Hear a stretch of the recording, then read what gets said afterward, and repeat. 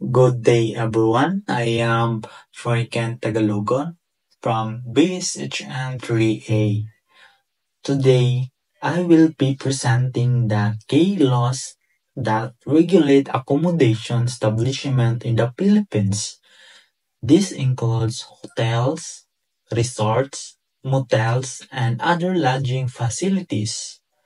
We will cover the different legal requirements, guest rights, safety regulation, and case studies to better understanding how these laws impact the hospitality industry. So next slide please. The learning objective. Before we dive into the details, here are objectives for these presentations. First, identify the law affecting the accommodations sector. Second, identify the rights of hotel guests. Next is explain how quality and safety standards are maintained. By the end of this discussion, you should have a clear understanding of a legal framework that, that governs the hospitality industry. So next slide, please. So the introduction. So accommodation establishment play a vital role in the tourism industry. They provide lodging, food, and other services essential to travelers. So, however, due to the nature of their business, hotels or similar establishments must comply with various laws to ensure safety, sanitation, and quality service. Today, we will discuss the most important laws that regulate these sectors. So next slide, please. K. Laws regulating accommodation establishment.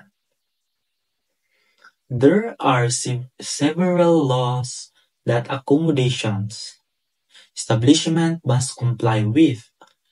First, the National Building Code or the PD 1096.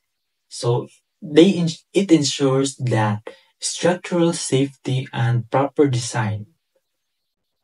Next, the Code on Sanitation or the PD 856. So it means that mandates cleanliness and hygiene.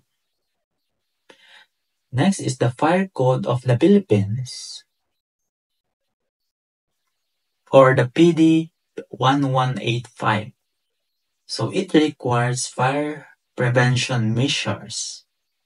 Next is the environmental laws or the PD 1152 or the RA 9003. It means that it focuses on waste management and pollution control. The Department of Tourism or the DOT regulations set standards for accreditation and service quality. Compliance with these laws is necessary to operate legally and provide a safety environment for guests. Next slide, please. Classification of hotels. Hotels in the Philippines are classified into different categories based on their facilities and services. First is the deluxe or the five-star hotel.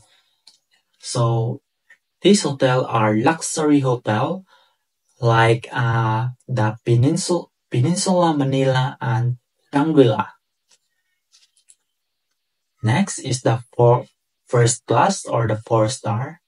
It is high-end hotels with quality service. Next is the standard or the 3-star hotel. It is mid-range hotels like Bayview Park Hotel. Next is the economy or the 2-star hotel. So this hotel budget hotels with basic amenities. Other categories includes tourist inns, pension house, apartels, and motels which cater to specific traveler needs. So next slide please. Accreditation by the Department of Tourism.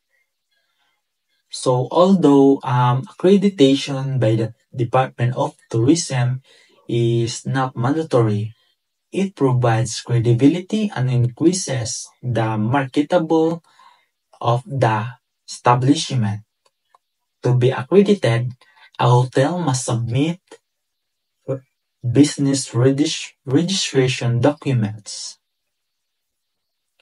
Next is the hotel must submit income tax returns and financial statements. Next is they will submit a list of employees and their credentials. Next is compliance with sanitation, safety, and service quality standards. Accreditation assures guests that the hotel meets the required hospitality industry's standard. So next slide please. Guest rights and hotel responsibilities. Guests in hotels and similar establishments have legal rights including first, the right to travel and secure lodging. Second, the right to clean and sanitary facilities. Next is protection against negligence and liability for lost or stolen belongings. The hotel must also register all guests and maintain proper records for security purposes. So next slide please. A case study, theft in a hotel. So let's look at a real life case. In a deluxe hotel in Metro Manila, a Filipino balikbayan checked in with 2 pieces of luggage. So when the checkout, the housekeeping staff discovered that the television in the guest room was missing.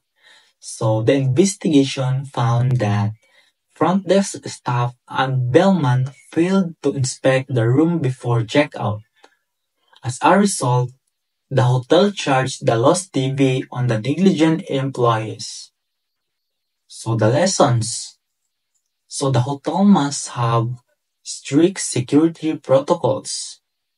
So the staff should always verify the condition of the room before guests leave. Next is implementing CCTV monitoring and baggage check can help prevent such incidents. So next slide please.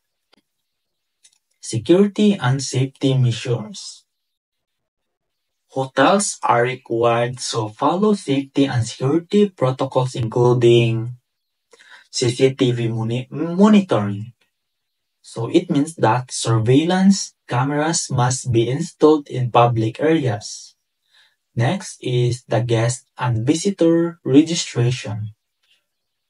IDs should be verified upon check-in. Next is fire safety measures. So fire exits, extinguisher, and emergency plans should be in place. Coordination with law. So enforcement. The hotel must work with a local police for security. So following this measure helps prevent crime and ensure guest safety. So next slide please. So for the conclusion, so the accommodation sector in the Philippines is governed by multiple laws to ensure safety, security, and service quality. Compliance with the National Building Code, Sanitation Code, and Fire Code is essential. So the Department of Tourism accreditation improves credibility and service standards. Hotel must ensure guest rights, proper security measures, and legal compliance to avoid liabilities. By following this regulation, accommodation establishment contribute to a safety and thriving tourism industry. So that concludes my presentation. And thank you for your time and attention. So that's all, and gracias.